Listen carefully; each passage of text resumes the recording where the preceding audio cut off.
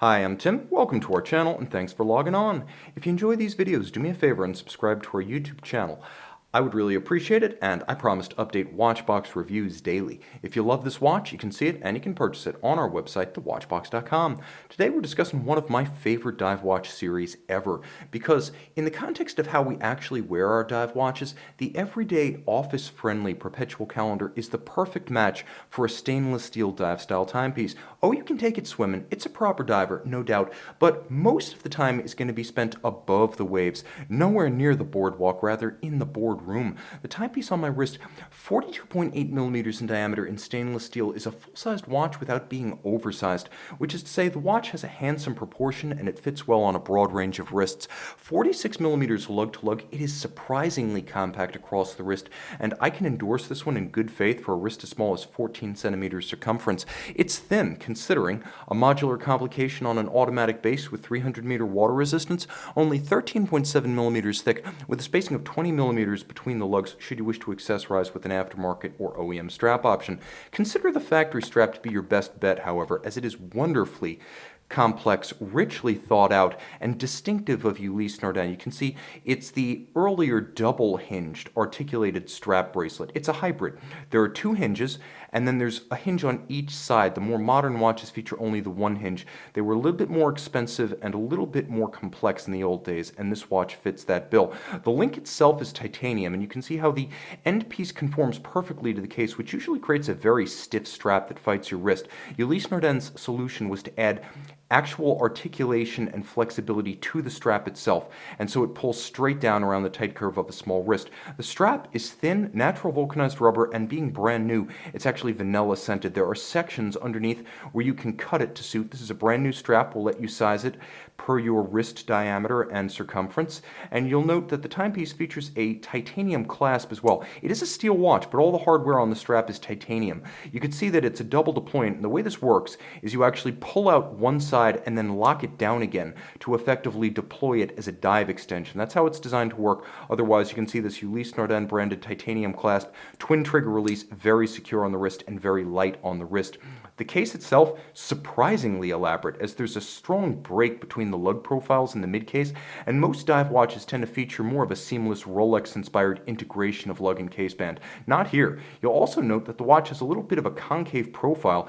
There's a inward slope and a downward cant to the case, so it's actually considerably narrower at the base than it is at the bezel, and then it has a little bit of a bowl shape to it. You can see in the flank it's been individually numbered with a bolted on number plate that is itself engraved and lacquered, just like a vintage 19th century or early 20th century Ulysse Nardin marine chronometer, which, by the way, largely explains the shape of the case. That's what it's designed to evoke. Now, the bezel is a strong piece, visually and structurally. As you can see, deeply knurled and polished on its outer face.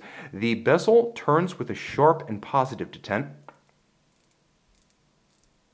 It's not the most vocal bezel, but in the hand it impresses. The tactile feel is solid, the detent is crisp, and the whole thing feels like it's easy enough to move, even with wet, sweaty, or gloved hands, but secure enough that it's not going to move accidentally. We don't want to accidentally extend our dives, but truth be told, we don't want to shorten them either, and a bezel that stays put is always ideal. You'll also note that it's a relieved and engraved bezel pattern. You can see all numerals as well as indices are a little bit relieved, polished, elevated above the base, and this is probably the best solution if you're not going to go with some sort of a rubber insert or ceramic, because it's not going to get defaced like an anodized insert in aluminum. This is a better solution. With a luminescent pearl, you line it up with the skeleton broad arrow style minute hand. Now you have an impromptu 0 to 60 minute timer, and I prefer a dive bezel to a chronograph, so this is the perfect timing organ for me. Dimple dial, silver matte finish. You could call it the golf ball dial. I prefer to call it the dimple pattern. Skeletonized hands at center, so you can always read the registers of the perpetual calendar. All blued and applique indices outboard with plenty of lume. The apertures themselves are stepped down, so they have a little bit of a step and a faceting, so they're not sheer cuts through the dial. You can see there's a double date, a month, the year, as well as the day, and it's a remarkably elaborate system designed by Ludwig Oxlin, who previously had restored clocks including celestial complications for the Vatican.